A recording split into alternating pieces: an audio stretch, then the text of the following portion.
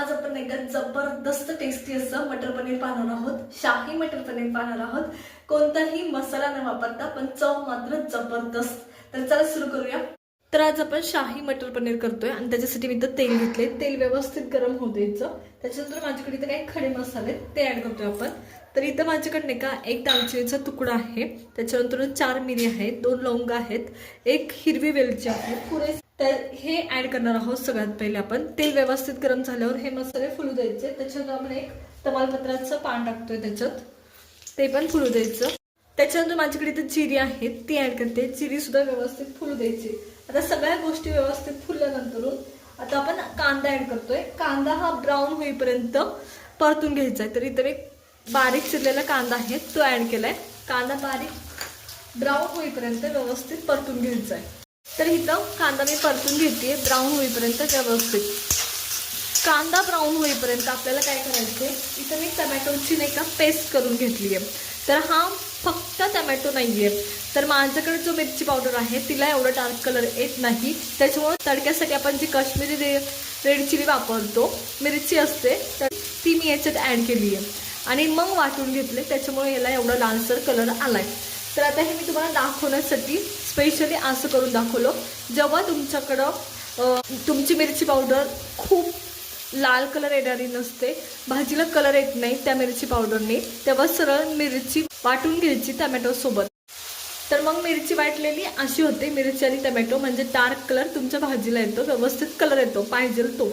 तर आता त्याच टायमाला आता इथं माझ्याकडे आपण टमॅटोची पेस्ट करून घेतली आहे, पण आपल्याला काजूची आणि मगज बियांची पण पेस्ट करून घ्यावी लागते. तर मगज बी आपण नाही वापरते, पण काजू वापरतोय. तर काजू इथं मी थोडे भिजवले होते 5-6, ते याच्यात टाकले आणि हे वाटून घेणार आहे.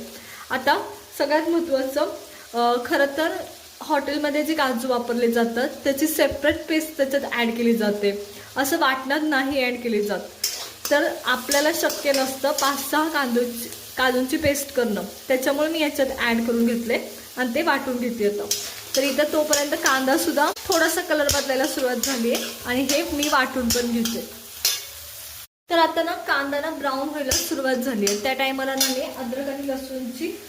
अद्रक आणि मिरचीची पेस्ट टाकते. आता माझ्याकडे लसूण नव्हतं म्हणून मी अद्रक आणि मिरचीची टाकते.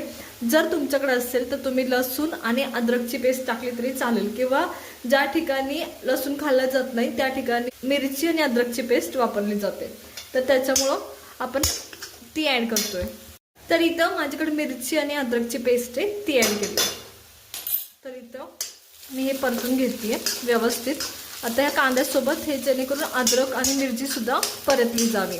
आता सेम टायमाला आपण नाही का जेव्हा वाटाणा हा फ्रेश वापरतो ना, तर पनीरची भाजी लवकर होते फक्त पनीरची, पण वाटाणा असेल तर भाजी शिजायला वेळ लागते.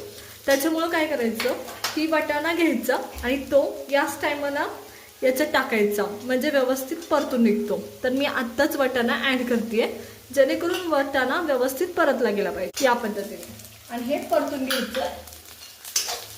आणि इथेच बराचसा वाटाणा शिजतो. तर इथं कांदा व्यवस्थित परतून झालाय, अद्रक लसूणची पेस्ट सुद्धा व्यवस्थित परतून झाली आहे.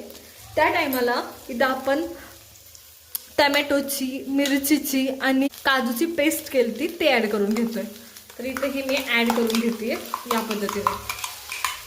आणि आता तुम्हाला कंटिन्युअसली हलवायचे, बाकीचे मसाले ॲड करून सुद्धा. कोणते कोणते मसाले ॲड करायचे मी तुम्हाला सांगते. आधी याला थोडंसं आपण मध्ये घेऊया.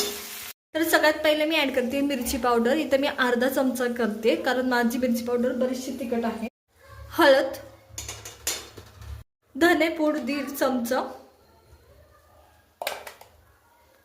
आता ना जिरी ना मी नाही का आपण सुरुवातीला मसाले टाकले ना त्या टायमाला ॲड केली. त्याचं 2 कारण आहेत. एक म्हणजे जिरेपूड टाकणार नाही आता आपण, आणि दुसरं म्हणजे जेव्हा तुम्ही जिरेपूड टाकता ना तर ती 1 चमचा टाकावी लागते आणि त्याने भाजीचा कलर काळवट होतो. तुम्ही टाकू शकता पण कमी टाकायची जर टाकायची असेल तरच, म्हणून मी सुरुवातीला जिरी टाकली होती. तर आता मसाले ना व्यवस्थित आपल्याला परतून घ्यायचे. मसाले खाली चिटकत असतील तर थोडंसं पाणी ॲड करायचं. हे कंटिन्युअसली जोपर्यंत तेल सुटत नाही ना तोपर्यंत परतून घ्यायचे. तेल सुटणं हा तुमचा मसाल्याचा चांगला परतल्याचा साईन असतो, हे लक्षात घ्या. कमी तेल टाकल्यावर तेल सुटणं. तर या पद्धतीने आता हे कंटिन्युअसली हलवायचं. आता मसाला खाली चिटकायला लागलाय असं वाटलं की मी ह्या मगाच्या भांड्यातच थोडंसं पाणी टाकते आणि हे व्यवस्थित इसळून घेऊन याच्यात ॲड करते. हे कंटिन्युअसली हलवते आणि जोपर्यंत तेल सुटत नाही तोपर्यंत परतून घेणार आहे या पद्धतीने.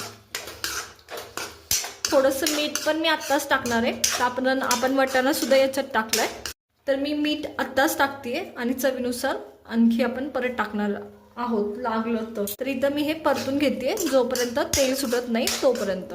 तर इथं मसाल्याला ना बरंचसं तेल सुटले पहा या पद्धतीने. आता या टायमाला याच्यात आपल्याला पाणी ॲड करायचं आहे.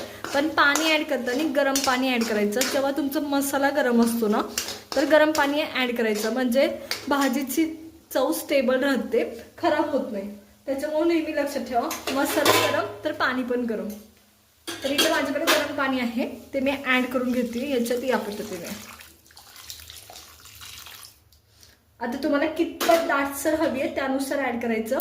सेम टायमाला तुम्ही टाकलेले खडे मसाले काढून टाकायचे. जे जे निघणं शक्य आहे ते, जे जे तुम्हाला दिसतं ते, कारण आपल्या खडे मसाल्यांचं काम इथे झालेलं असतं त्याची काही गरज नाही आता. आणि इथं ही बारीक गॅसवर तुमची ही भाजी शिजवून घ्यायची आता. तर इथं मला हा थिकनेस योग्य वाटतोय माझ्या भाजीचा आत्ता, त्याच्यामुळं मी पाणी बस करणार आहे एवढंच ठेवणार आहे. तर पहा या पद्धतीने. आता अजून भाजी शिजायची आहे. थोडी शिजली की ॲटोमॅटिक ती मिळून पण येते या पद्धतीने. आत्ता सध्या हा थिकनेस आहे त्याचा. तर चला भाजी आता एक 8 मिनटं आपण व्यवस्थित शिजवून घेणार आहे बारीक गॅसवर, म्हणजे भाजी व्यवस्थित मिळून येते. तर इथं भाजी व्यवस्थित शिजली गेली आहे. त्या टायमाला मी नाही का ह्याच्यात पनीर टाकते. पनीर सगळ्यात शेवटी टाकते. तुम्हाला हवं असेल तर तुम्ही तळून घेऊ शकता. आता पनीरचे मटर पनीरमध्ये बारीक बारीक क्यूब केले जातात त्याच्यामुळे मी एकदम बारीक क्यूब केलेत आणि हे व्यवस्थित मिक्स करून घ्यायचे 1 मिनिटभर. एकदम बारीक क्यूब केलेत मी चौकोनी. तर त्या पद्धतीने हे मी मिक्स करून घेतले. आता सेम टायमाला 1 मिनिटभर असंच शिजवून घ्यायचं. पनीर टाकल्यावर 1 मिनिटभर, त्याच्यापेक्षा जास्त नाही. आता मिनिटभर पनीर व्यवस्थित शिजले. त्या टायमाला याच्यात कसुरी मेथी ॲड करते. तर इथं माझ्याकडे ही कसुरी मेथी आहे. कसुरी मेथी टाकल्यावर 1 मिनिटभर ठेवायचं. मिनिटभरापेक्षा जास्त नाही. जर तुम्ही मिनिटभरापेक्षा जास्त ठेवलं तर पनीर हे लबरासारखं होतं. तर इथे ही आपली मटर पनीरची भाजी तयार आहे. तर चला मी साईडला काढून घेते. तर पहा अप्रतिम असं झालंय. कलर पहा, थिकनेस पहा. मी खूप पातळ असं केलं नाही, बरोबर शाही पनीरला आवश्यक आहे तसंच थिकनेस याचं ठेवलाय. आणि पहा किती सुरेख दिसते या पद्धतीने. फार अप्रतिम असं कलर आलाय. सुवास खूप छान येत आहे. तर पहा. तर इथं मी सर्व मटर पनीर हे असंच काढून घेते साईडला आणि पहा. तर इथं हे तयार आहे आपलं शाही मटर पनीर. अगदी गरमागरम चपाती, भाजी, पोळी, भातासोबत अप्रतिम लागतं. तर नक्की ट्राय करा. रेसिपी आवडली असेल तर लाईक करा, शेअर करा आणि सबस्क्राईब करा.